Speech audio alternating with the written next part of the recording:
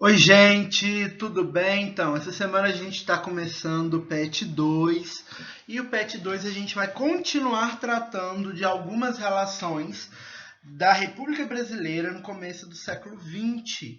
E uma das coisas que nós vamos tratar aqui é das questões indígenas. Então, nós vamos falar da presença dos povos indígenas nesse contexto da Primeira República. A primeira coisa que a gente vê sobre as populações indígenas é que há uma total ausência deles na Constituição de 1891. Então, nessa primeira Constituição, eles praticamente não aparecem. Eles são vistos muito pouco, eles são muito pouco enxergados por essa sociedade. No geral, as camadas mais pobres elas já são excluídas mesmo do projeto republicano.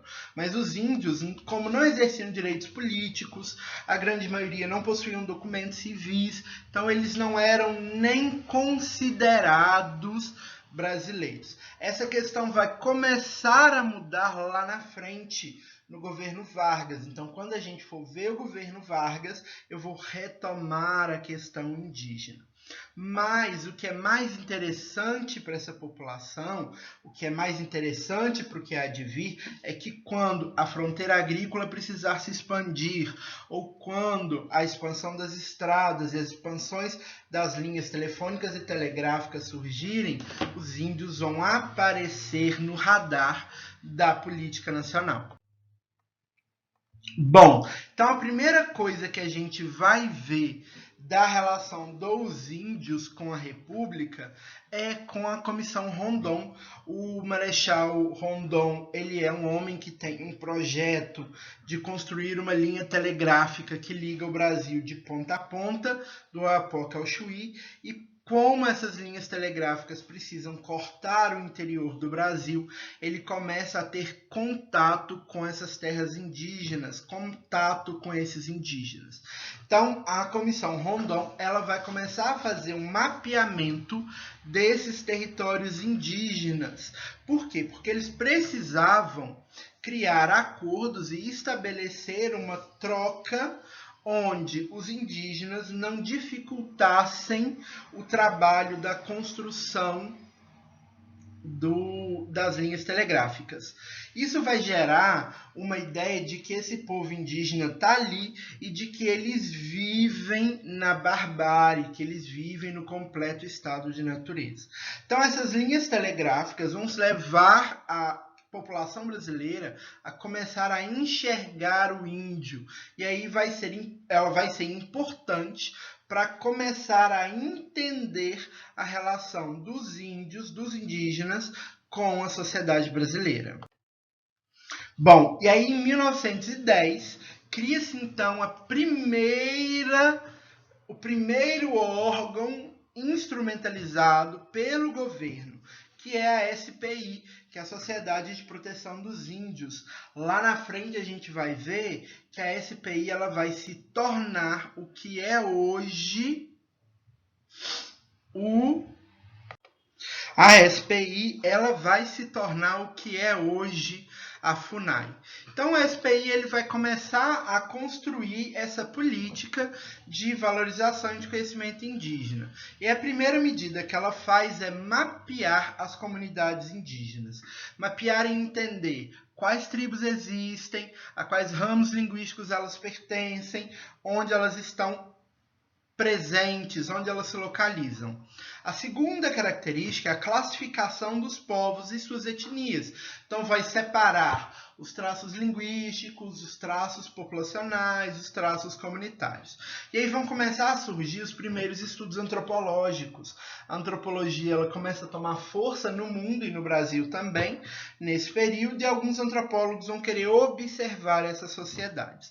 O que a gente precisa entender aqui é que esses estudos são primeiramente baseados na ideia de civilização e barbárie. Civilização que acontece no resto do mundo, principalmente inspirado na vida e na comunidade europeia, e barbárie é tudo aquilo que se afasta daquele projeto de civilização criado na Europa. Então, os índios, a forma de vida, as religiões, as representações socioculturais, são todas consideradas objetos da barbárie. Esses objetos da barbárie são considerados assim desde o descobrimento do Brasil. Então, quando os europeus chegam ao Brasil e se encontram com as comunidades indígenas que aqui já residiam, eles constroem essa ideia de que o outro é o civilizado e o indígena é o bárbaro, é o sem cultura, é aquele que se afasta de Deus e de tudo aquilo que é considerado civilizado. Então, vai se criar dentro da SPI a ideia de um projeto civilizador.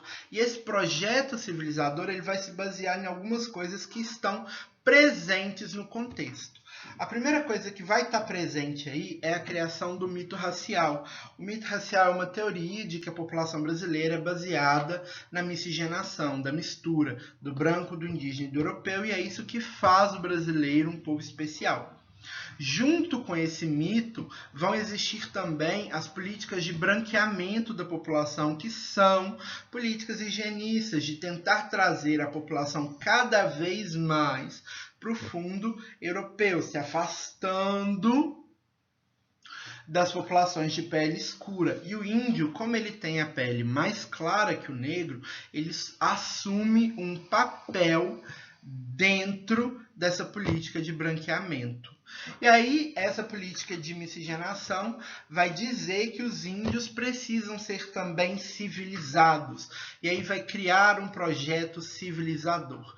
O que é esse projeto civilizador? É um projeto de dominação cultural, onde os índios vão ser dominados culturalmente pelos chamados povos brasileiros, que têm, na verdade, uma cultura muito ligada à cultura europeia. Então, civilizar esses índios é destruir a sua relação com a cultura presente ali nas comunidades indígenas, ligando essa cultura a uma cultura europeia. É um processo eurocêntrico, principalmente. Então, esse projeto civilizador, ele desconsidera que o índio já tem uma religião, que ele já tem um modelo de sociedade, que ele já vive bem em sociedade e instala nas comunidades indígenas um modelo de vida baseado no modelo de vida europeu, que é o que é seguido nas cidades brasileiras por causa da colonização. E esse projeto civilizador, ele vai destruir as tradições indígenas, vai excluir a presença dos corpos indígenas, vai tentar vestir os índios, catequizar os índios e vai tentar destruir essa cultura indígena, toda essa tradição indígena.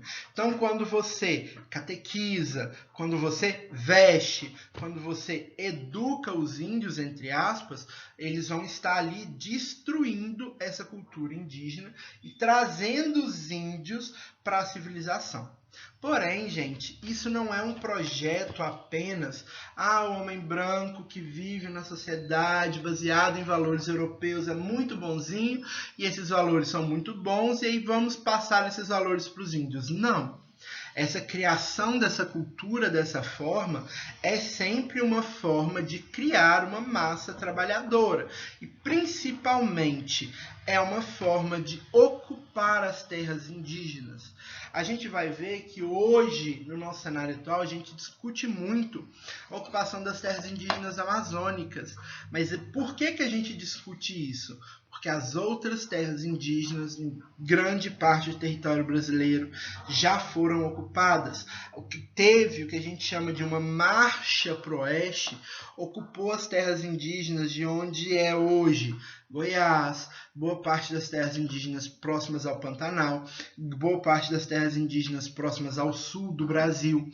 Então isso a gente já sabe que esse projeto civilizador, esse projeto da SPI era para construir mão de obra trabalhadora e para ocupar esses territórios. Então, gente, eu espero que tenha ajudado um pouquinho vocês. Então, qualquer dúvida é só me chamar, tá? Beijo!